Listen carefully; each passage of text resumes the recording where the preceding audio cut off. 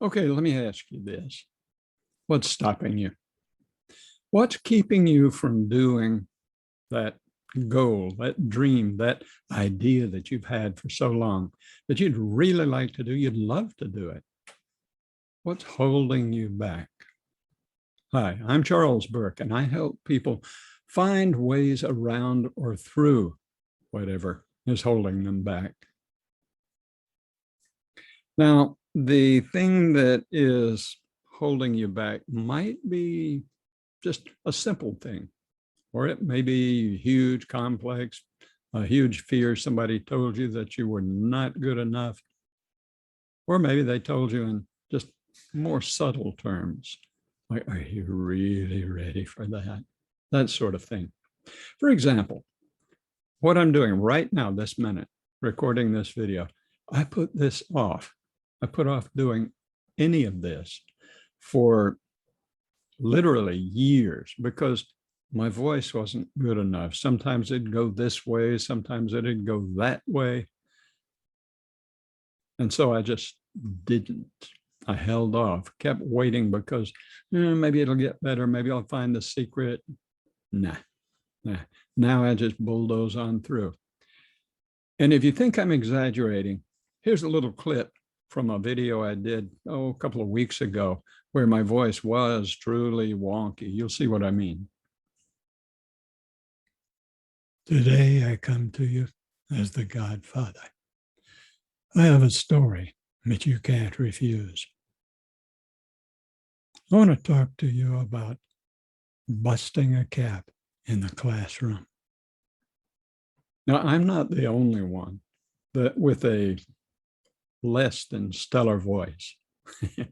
There are people all over the world. For example, singers. Think of singers. Neil Young doesn't have the smoothest voice in the world, but he's famous. Johnny Cash. You can think of 100 others probably.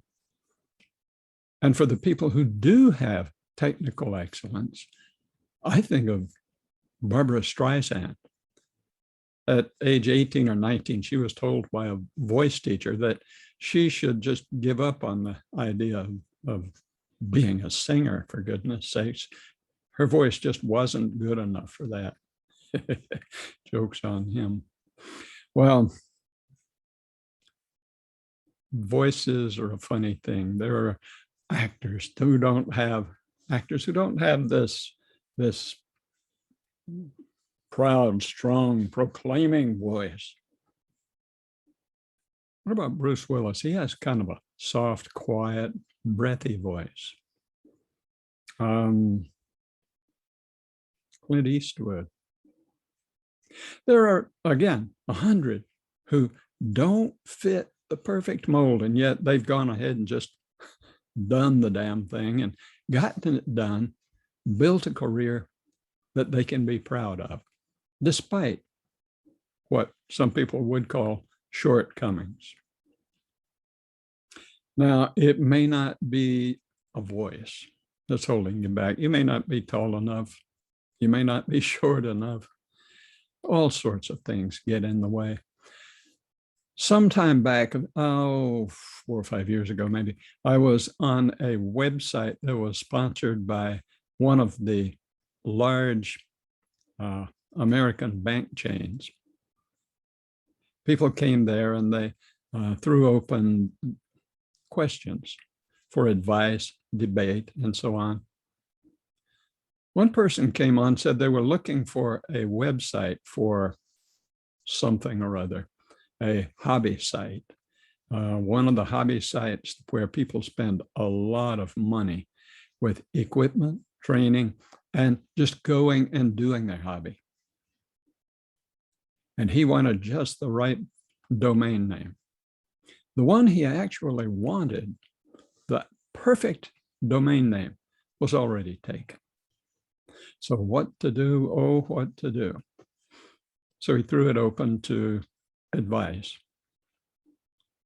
Right off the bat, he got around 8 or 10 really good suggestions as alternate domain names.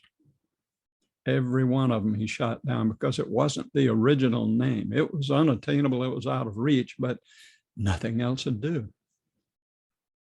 So I played the game too. I went and did a domain name search and came up with 3 or 4 that were available, were very relevant to his hobby, and would have worked very well with a little promotion. So I posted my advice also. No go. Now, recently I checked back. It's 3 or 4 years later. And as far as I can tell, he still has not built that website just because the perfect name, what he thought was the perfect name, he couldn't have it. It was out of reach. So what's the use? Something holding him back. What's holding you back? You know, I remember an aunt of mine. She was single. She was in her mid-60s. She had never married. She had lived at home all her life with her parents. When she was in her 30s, she met a man and they dated. She really cared about him. He asked her to marry him, offered her a beautiful diamond ring. And she thought, I don't know, should I, shouldn't I? So she went to her father and mother, who she lived with, and asked them, should I marry him? Their advice, no, you should stay with us. You don't really know if he's right for you. We'll buy you a wristwatch to stay with us. A freaking wristwatch. What's holding you back? What's keeping you from your dreams? I'm Charles Burke, and I help people reach their dreams and wade through, blast through, mow through, climb through, tunnel through, whatever it takes to get to their dreams.